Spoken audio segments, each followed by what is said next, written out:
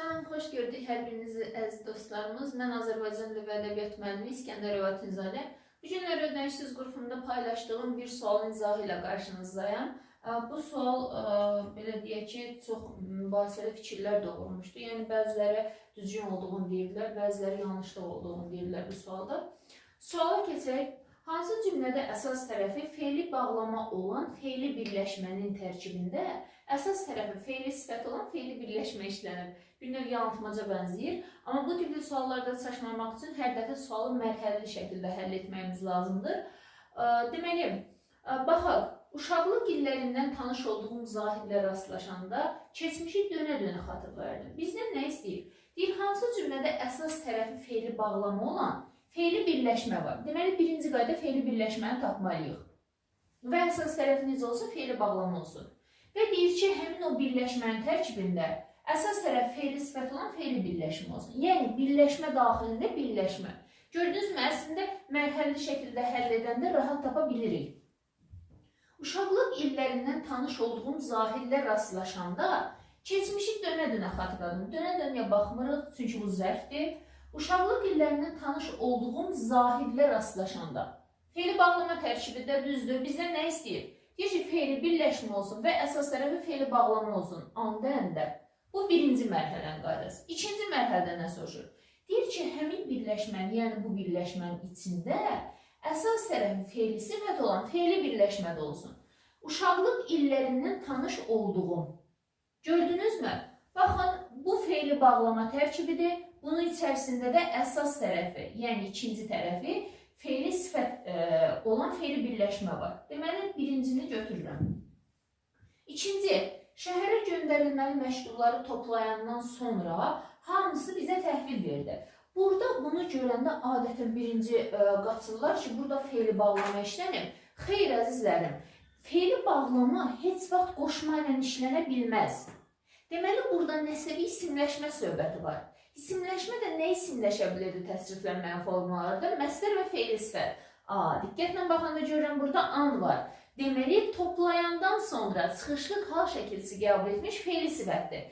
Yəni, burada fe'li sifət tərkibi işlənir. Bizdən nə istəyirdi? Birinci tələb fe'li bağlama istəyirdi. İkini onun üçün çıxıram. Gəlirəm üçüncüyə. İşğal olmuş torpaqlarımızı qaytarmayınca biz azad olmazdıq. Düzdür? İşğal olunmuş torpaqlarımızı qaytarmayınca bu fe'li bağlamadır. Daha doğrusu fe'li bağlama tərkibi və qaydır deyir ki, birinci tələb hazır. İkinci tələbdə nə olmalıdır? Əsas tərəfi fe'li sifət olan fe'li birləşmə olmalıdır. Adətən bunu götürürlər, işğal olunmuş fe'li sifət tərkibidir. Axı biz nə demişik? Dedik ki, ol, et, bil, qıl fe'lləri frazeoloji birləşmə və ümumiyyətlə birləşmə yaratmır. İstisna məqam var. İstisnalar da nə edib? Bəzi sözlər var ki, onları yerinə qoya biliriksə. Və burada da işğal olunmaq. Olunmaq sözünün yerinə var olmaq, mövcud olmaq, yaşamaq, iştirak etmək. Bu tipli sözləri qoyamıram ki, deməli bu necə fe'ldir? Mürəkkəb fe'ldir. Yəni biz buna fe'li sifət tərkibi deyənməliyik. Mürəkkəb fe'l nədir? Və fe'li sifət tərkibi nədir? Mürəkkəb fe'l söz birləşir, bir leksik məna ifadə edir. Sözlər birləşərək bir leksik məna ifadə edir. Yəni, burada iki dənə söz, konkret leksik mənasını qoruyub saxlayan söz yoxdur. Amma tərkib nə deməkdir? Tərkib o deməkdir ki, bax, bu bir söz, bu iki söz, bu da üç söz. Yəni, iki və ya daha artıq öz leksik mənasını qoruyub saxlayan söz işlənməlidir. Başa düşdünüzmü? Ona görə biz onlara tərkib deyirik. Deməli, üçdə də yoxdur. Gəlirəm 4-ə. Azadlıq olmayan məmləkətlərdə yaşayıb, buranı yaddan çıxarmayın. Deməli, burada mən avtomatik uşaqlarına həmişə deyirəm, bizdən fe'li bağlama, fe'li fərq eləmir, məsdər tərkibi falan soruşanda şəkilçilərdə olsun gözünüz. Və görürsünüz, ıb var burada. Görə tərkib yaradıbmı? Azadlıq olmayan məmləkətlərdə yaşayıb. Azadlıq olmayan çıxarmayan deyə bilmirəm. Xəbərlə əlaqələndir, bəli, burada tərkib var. İndi birinci qaydam hazır, yəni tərkib tapmalıyıq. İkinci qayda nə idi? Həmin tərkibində daxilində fe'li sifət tərkibi olmalıdır. Azadlıq olmayan. Ay müəllim, bəs bayaqlar siz demədiniz ki, axı ol, et, bil, qıl, mürəkkəb fe'l yaradır, frazeoloji birləşmə yaratmır, düzdür? Amma ardınca nə vurğuladım? Dedim ki, yerinə iştirak etmək, var olmaq, çıxış etmək, mümkün olmaq sözlərini qoya biliriksə və yaxud da yaşamaq sözlərini qoya biliriksə, artıq mürəkkəb fe'l olmur. Baxın, azadlıq olmayan, azadlıq mövcud olmayan deyə bilirəmmi? Düzdür də.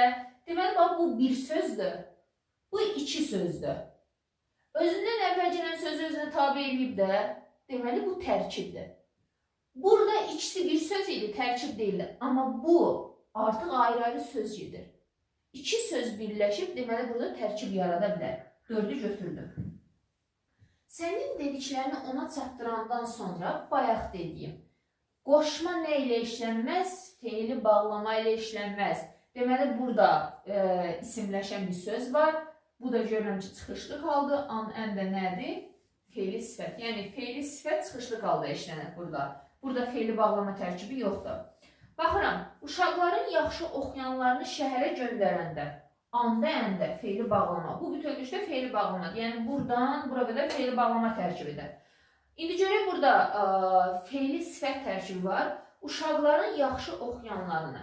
Burada anəni görəndə adətən hücum edirlər ki, fe'li birləşmə var. Yəni, fe'li sifət tərkibi var. Xeyr, uşaqların oxuyanlarını. Nə var burada? Üçüncü növ T, S, B.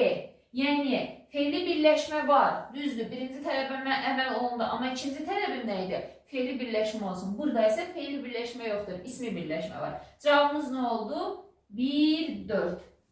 Bugünkü izahımız bu qədər. Növbəti izahlarda görüşənədək.